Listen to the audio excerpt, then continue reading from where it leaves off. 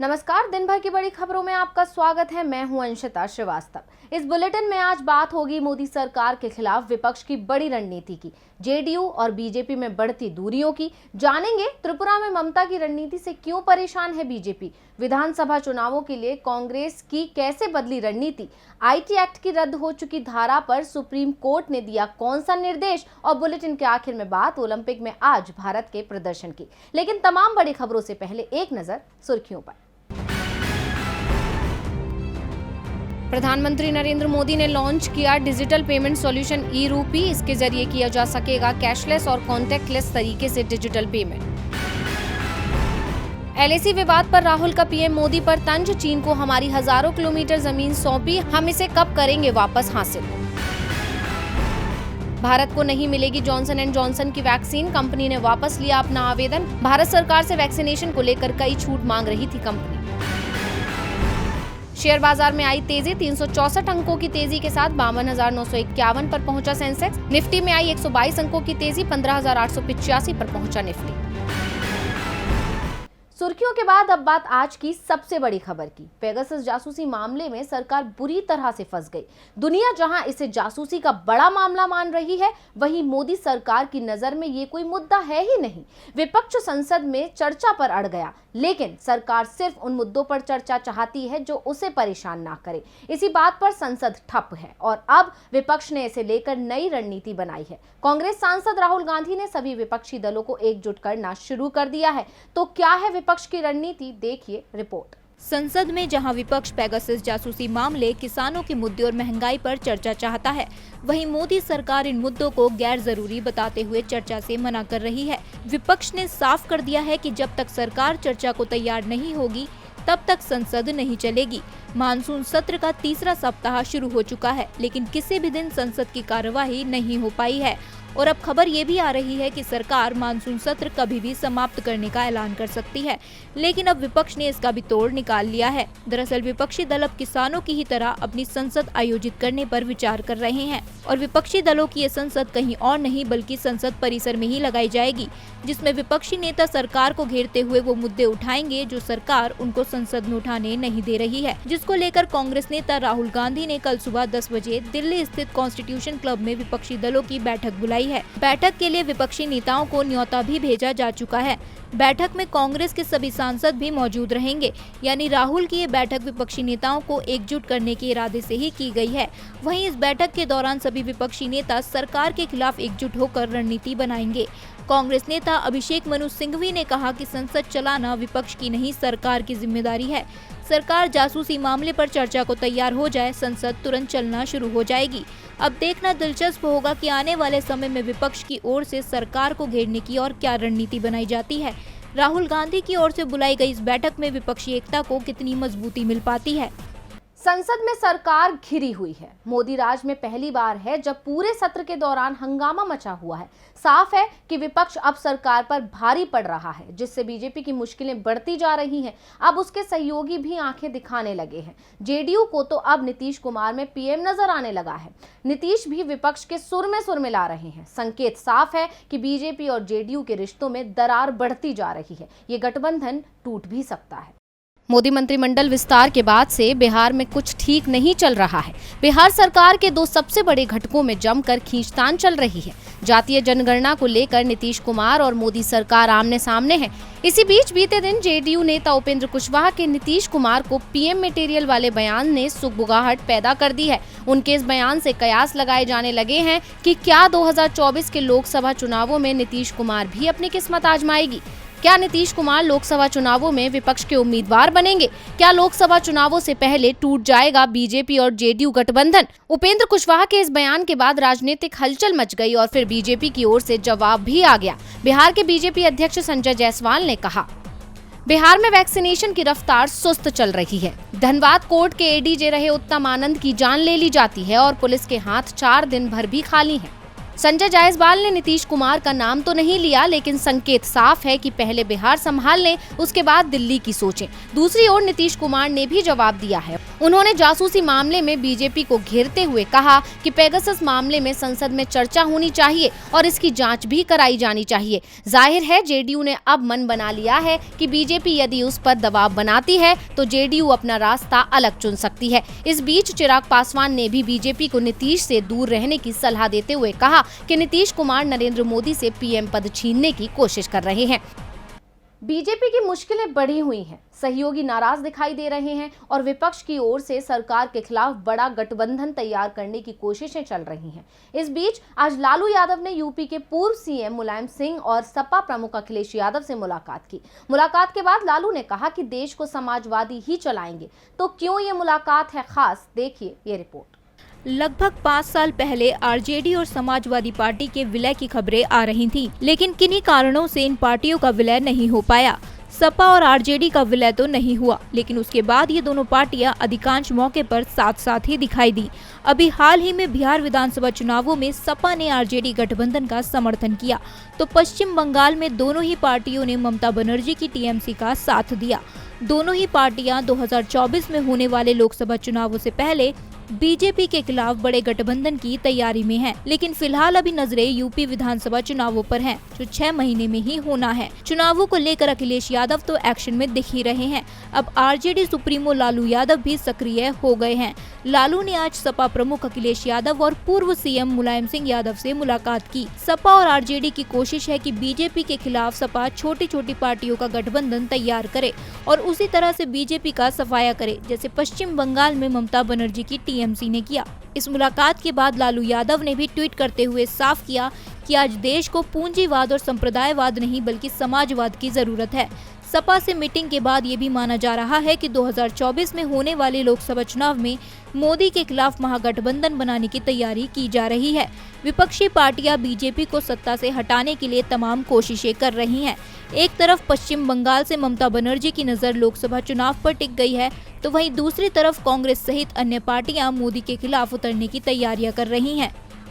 UP चुनावों को लेकर सपा के नेतृत्व में छोटे दलों का बड़ा गठबंधन बनता दिख रहा है। बंगाल में जिस तरह से टीएमसी ने छोटे दलों के साथ बीजेपी को बड़ी हार दी, वैसा ही यूपी में भी होता दिख रहा है। बीजेपी की परेशानी यूपी के साथ त्रिपुरा में भी बढ़ती दिख रही है। त्रिपुरा में टीएमसी की सक्रियता एकदम से बढ़ गई है। पूरे त्रिपुरा में टीएमसी के पोस्टर दिखाई देने लगे हैं, जिससे बीजेपी परेशान दिख रही है। तो क्यों लगे त्रिपुरा में टीएमसी के पोस्टर और क्यों है बीजेपी परेशान, देखिए ये रिपोर्ट।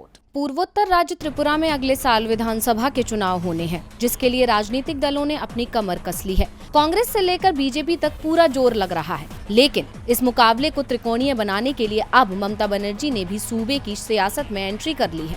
पार्टी यहां प्रशांत किशोर के बहाने संपर्क अभियान चला रही है, जिसके तहत तृणमूल कांग्रेस के राष्ट्रीय महासचिव अभिषेक बनर्जी राज्य का दौरा कर रहे हैं। उनके इस दौरे को देखते हुए टीएमसी ने त्रिपुरा की सड़कों पर अभिषेक बनर्जी और ममता बनर्जी के नाम के कई पोस्टर लगाए हैं, लेकिन इस पोस्टर पर अब पॉलिटिक्स शुरू हो गई है। कहा जा रहा है कि सूबे में टीएमसी के पोस्टर फाड़ दिए गए हैं। त्रिपुरा में टीएमसी के नेता आशीष लाल सिंह का कहना है कि एयरपोर्ट से लेकर गोरखा बस्ती तक के रास्ते में कई पोस्टर क्षतिग्रस्त हुए हैं। इसे लेकर पार्टी अपना विरोध दर्ज कराएगी। यहां तक कि टीएमसी ने बीजेपी पर भी निशाना साधा है। टीएमसी नेताओं का कहना है कि त्रिपुरा में पार्टी के पोस्टर हटाए जाने का मतलब है कि बीजेपी अभिषेक बनर्जी के दौरे से डर रही है। हालांकि बीजेपी के प्रवक्ता नावेंदु भट्टाचार्य का कहना है कि पार्टी टीएमसी को राजनीतिक प्रतिद्वंदी के तौर पर नहीं देखती। अगर वो चाहे तो एफआईआर दर्ज करा सकते हैं। अब भले ही बीजेपी आरोप से इनकार कर रही है, लेकिन टीएमसी के इस बयान से साफ है कि पार्टी के तेवर तल्ख हो गए हैं। वो सूबे में पैठ बनाने के लिए पूरे जोश के साथ मैदान में उतर रही है। ऐसे में माना जा रहा है कि त्रिपुरा में पार्टी की नई संगठनात्मक स्थापना हो सकती है। राज्यसभा में टीएमसी के नेता सुखेंदु शेखर रॉय ने कहा कि अभिषेक त्रिपुरा में पार्टी की यात्रा का नेतृत्व करेंगे, जहां बंगाली और अन्य समुदाय ममता बनर्जी का समर्थन कर रहे हैं। वो विप्लव देव नीत बीजेपी सरकार से त्रस्त हैं। वहीं लोकसभा सदस्य सौगत रॉय ने दावा किया कि अभिषेक का दौरा भविष्य में पार्टी प्रमुख ममता बनर्जी के दौरे से पहले आने वाले तूफान की चेतावनी है। अब टीएमसी ने तो चेतावनी जारी कर दी है, जो बीजेपी के लिए चिंता का सबब बन सकती है। अब देखना होगा कि क्या बंगाल की तरह त्रिपुरा में भी बीजेपी को ममता से मिलेगी मात।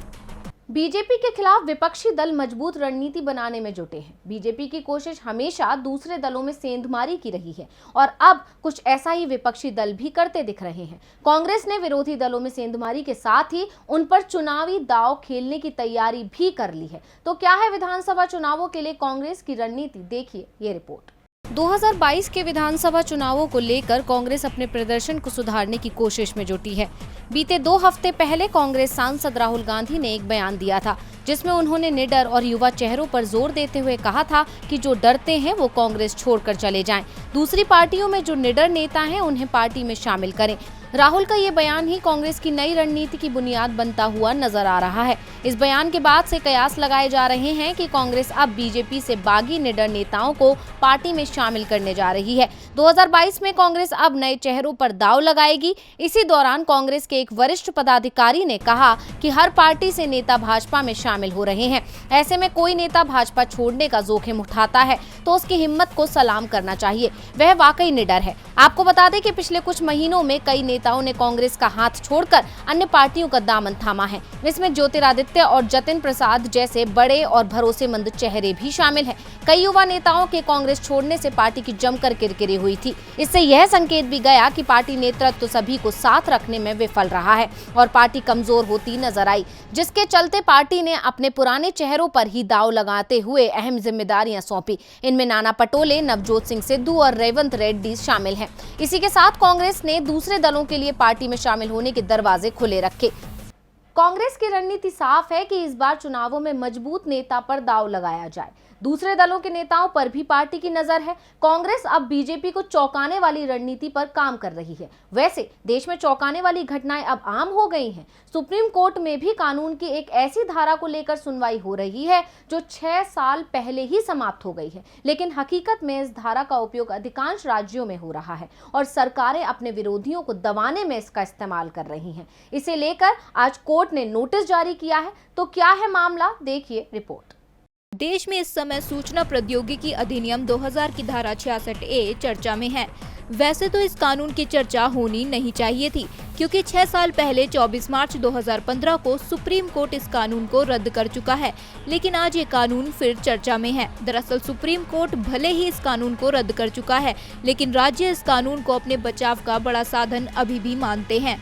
सरकार के खिलाफ सोशल मीडिया पर पोस्ट करने वालों पर इस धारा के तहत कई बार मुकदमा दर्ज कर लिया जाता है। जब ये बात सुप्रीम कोर्ट के सामने उठी तो 5 जुलाई को सुनवाई के दौरान कोर्ट ने हैरानी जाहिर करते हुए कहा कि लोगों के खिलाफ IT एक्ट की धारा 66A के तहत अब भी मुकदमे दर्ज हो रहे हैं, जबकि ये अदालत 6 साल पहले ही रद्द कर चुकी है। IT की धारा 66A पर सुनवाई कर रही न्यायमूर्ति नरीमन, न्यायमूर्ति गवई और न्यायमूर्ति KM जोसेफ की 3 सदस्यीय पीठ ने कहा कि ये चौंकाने वाला है, हम नोटिस जारी करेंगे। वहीं न्यायमूर्ति नरीमन ने कहा, अद्भुत, जो हो रहा है वह पूरी तरह से गलत है। सुप्रीम कोर्ट ने कहा कि हम अलग से देखेंगे, क्योंकि यह मामला न केवल अदालतों से बल्कि पुलिस से भी संबंधित है। चूँकि पुलिस राज्य का विषय है, इसलिए बेहतर होगा कि सभी राज्य सरकारों और केंद्र शासित क्षेत्रों को पक्षकार बनाया जाए। ये चौंकाने वाली बात है कि रद्द हो चुके कानून पर अभी भी मामले दर्ज हो रहे हैं। दरअसल सुप्रीम कोर्ट में गैर सरकारी संगठन People's Union for Civil Liberties की तरफ से दायर याचिका में बताया गया कि 11 राज्यों की जिला अदालतों में 66A के तहत कुल 745 मामले अभी भी लंबित हैं। दूसरी ओर केंद्र गृह मंत्रालय ने भी राज्यों और केंद्र शासित प्रदेशों को निर्देश दिया कि उनके अधिकार क्षेत्र के सभी पुलिस स्टेशन IT एक्ट की धारा 66A के तहत मामले दर्ज नहीं करें। IT एक्ट की धारा 66A के तहत किसी व्यक्ति को 3 साल तक कैद और जुर्माने की सजा का प्रावधान था। 2015 में सुप्रीम कोर्ट ने इस धारा को यह कहते हुए निरस्त कर दिया कि इससे जनता के जानने का अधिकार प्रभावित होता है। और बुलेटिन के आखिर में बात ओलंपिक में आज भारत के प्रदर्शन की। इस बार के ओलंपिक में भारत को सबसे ज्यादा उम्मीदें शूटिंग से थी, लेकिन शूटरों ने देश को निराश किया। लेकिन भारतीय हॉकी टीम ने मेडल की उम्मीदें जगा दी हैं। कल शाम को पुरुष हॉकी टीम ने सेमीफाइनल में जगह बनाई थी और आज इतिहास रचने की बारी लड़कियों की थी। तो ओलंपिक में आज कहां-कहां भारत को मिली जीत और कहां मिली निराशा, देखिए रिपोर्ट। टोक्यो ओलंपिक में भारत का प्रदर्शन अब तक साधारण ही रहा है। भारत सिर्फ 2 मेडल ही जीत पाया है। पदक की सबसे ज्यादा उम्मीदें निशानेबाजी में थी, लेकिन यहाँ भारत का हाथ खाली रहा। आज शूटिंग प्रतियोगिता समाप्त हो गई और भारत के सभी शूटरों ने निराश किया। लवलीना को छोड़ बॉक्सरों ने भी निराश ही किया है। लेकिन हॉकी खिलाड़ियों ने जबरदस्त खेल दिखाते हुए मेडल की उम्मीद जगा दी है। भारतीय पुरुष हॉकी टीम तो कल ही सेमीफाइनल में पहुंच चुकी थी और आज बारी थी महिलाओं की, जिनके सामने थी मजबूत ऑस्ट्रेलियाई टीम। लेकिन भारतीय टीम ने जबरदस्त प्रदर्शन करते हुए ऑस्ट्रेलिया को 1-0 से हराकर सेमीफाइनल में प्रवेश कर लिया। भारतीय महिला हॉकी टीम ने पहली बार ओलंपिक के सेमीफाइनल में प्रवेश किया है। सेमीफाइनल में भारत का मुकाबला अब अर्जेंटीना से होगा।